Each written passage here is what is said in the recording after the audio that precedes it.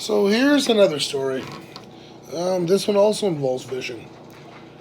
Me and a really good buddy of mine, we ended up the Highway 144, which I frequented a lot as a younger individual. And we decided to go up there with the 12-foot boat in the back of my two-wheel drive Dakota. And I went to a lake called Peach. It's a lake I've had pretty good luck on all over the place. Got some amazing fish out of it.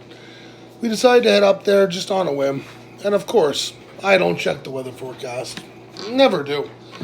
But we get up there and, yeah, we unload the boat in the lake. And it's a beautiful day, but fish don't seem to be biting. Nothing's really going on. Nothing at all. Then all of a sudden, the black starts to come in. Not gonna lie, me and Mike, we were in the boat and we found this new game where when you're in the boat, you grab ball bearings with a slingshot and just fling them up in the air and see if they hit the boat or not. We all, everyone gets scared with that game, but you hear the plop next to you and everyone feels pretty satisfied it didn't hit you in the head. So we're playing that game as we're fishing because they weren't really biting.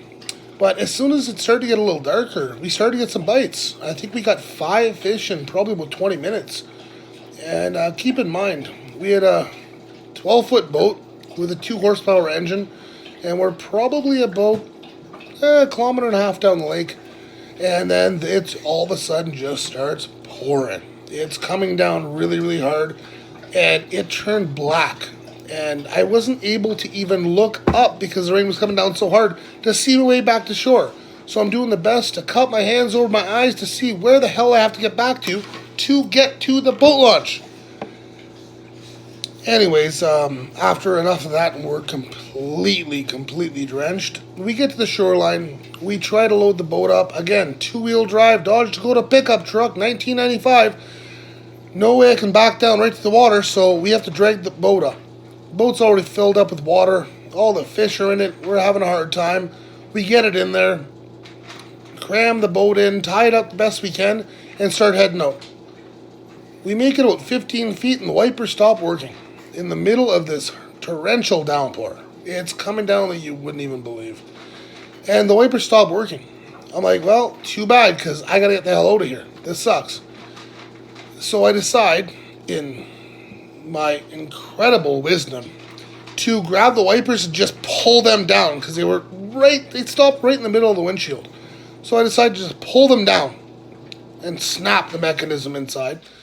And so all the way home, we had to deal with the wipers not working and just completely, with all the rain, we couldn't see a damn thing.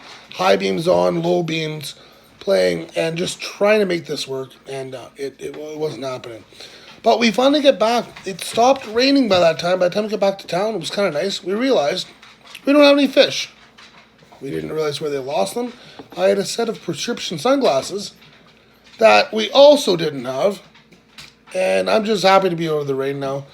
So drop Mike back off, come back home. The next week, I go back with my dad, and we head back to the same lake to go fishing. But I really wanted to find my sunglasses. We looked around the shoreline, couldn't find them. And then some guy that had a trailer on the lake, and he comes over, he's like, hey, you were the idiots who wrote in that thunder and lightning storm, right? I said, well, not him, but me. Yeah, I was. He said, I think I got something of yours. I'm like, what? And he pulls out the prescription sunglasses. He's like, yeah, the next day after you guys left, I went down there, found the prescription sunglasses, so I picked those up, figuring you might be back for them. And guess what? I found 5 fish. Those are already eaten and gone. Those are mine now. So cool. I got the sunglasses back. That was good. That's where you think the story might end. No, it doesn't. My uncle's wedding, which is in Somethingford town. I'm not going to say which. But it's there. And we run into this guy with his wife, who happens to be a friend of my uncle, which I had no idea of.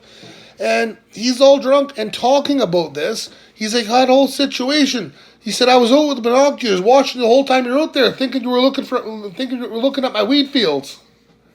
I had a bunch of pot planter out there. And then his girlfriend's swatting him, like, shut up, you idiot. And yeah, so the whole reason why he was paying any attention to me is because he had a bunch of fields of pot out there, and he was watching me through the sunglasses, through the binoculars. That's why he found my fucking sunglasses, gave him back. Fucker still ate my fish, kept all his weed. Just another fishing story.